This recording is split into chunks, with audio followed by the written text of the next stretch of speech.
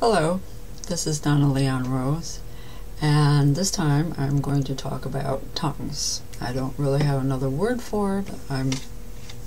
Somebody else has one. It might be good, but I know most people, when they hear the word tongues, are thinking of what they do in some churches, and actually it's technically probably the same thing, but people feel like they have to be enraptured to do it, and then they speak and it doesn't make any sense, and they believe they're speaking another language, and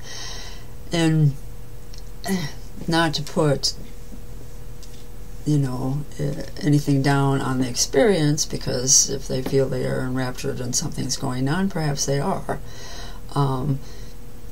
So I don't want to take anything away from the experience, but a person can do that without being enraptured. That it's just simply a way for the mind to relax and to have that go on and have that.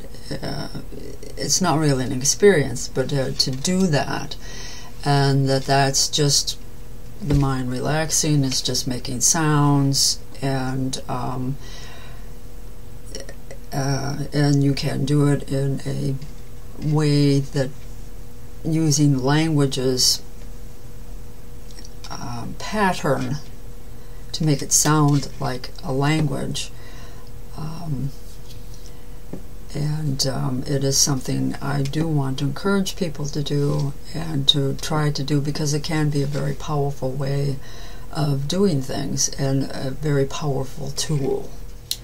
Okay, now I'm going to demonstrate it, and it is just, you can do it on demand. I can do it anytime I want to. It is just a matter of letting my mind relax. If you want to try just doing some basic sounds to get used to the idea, something like ha ha ha, e, oh, even just animal sounds, whatever you want to do, that's okay too. But the idea is to do it with a rhythm of language to get that kind of thing kind of flowing. So it would be just something like Malesikia Mahurata Ikolesimi Kilisia Muru Elitia Karmabasaria Mopola Kiratia Muro Ria Teya Karasa Teya Karasa Madapapolia Tia. But what can be powerful in that, and would be a good idea to play that back, would be to listen and see what sounds I tend to repeat, because I recognize I'm probably repeating sounds over and over. I know I tend to, in a general sense, believe I tend to repeat sounds, H sounds a lot, M sounds a lot, but that might not be always the case. There may be my moods may change, what's going on in my life may have impact on what kind of sounds I may tend to put out there.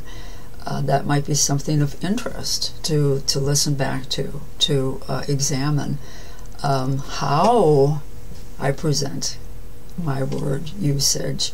There may be a difference in what it sounds like, what kind of language it kind of halfway mirrors. You never know about that. It may have a little bit of a, I don't know, Italian sound. It may have a little bit of a German sound. It's hard to know. African sound, it's hard to know. It maybe has something to do with what I heard, in the background. But it can mirror back things that are going on in my life back to me, and tell things about myself. Can be a way of releasing things in myself. Be a wonderful tool for hearing things about myself. But it can be more than that, and I will be demonstrating that as well.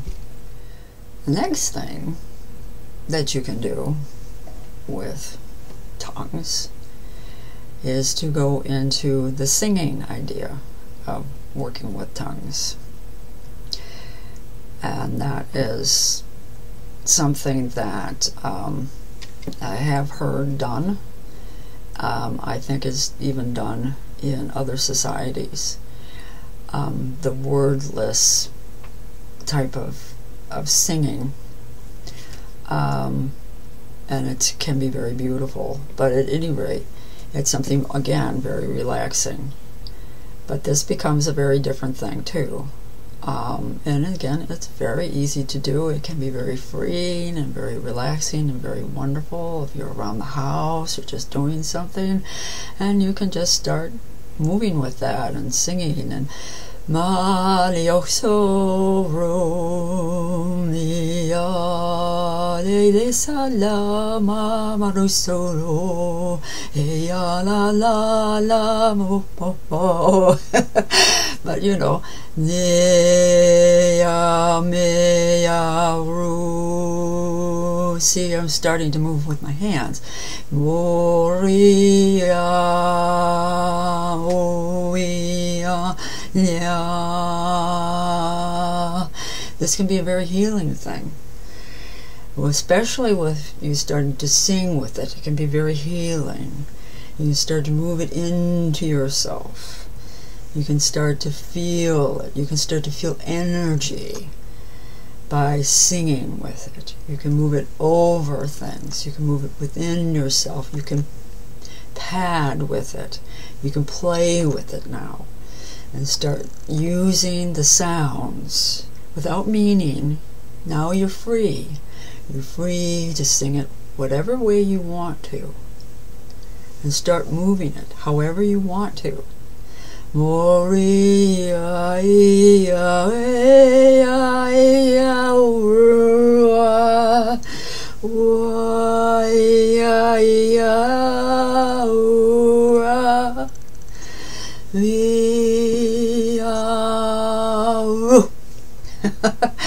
So you can move it into yourself. You can heal yourself. Perhaps you can move it around a person.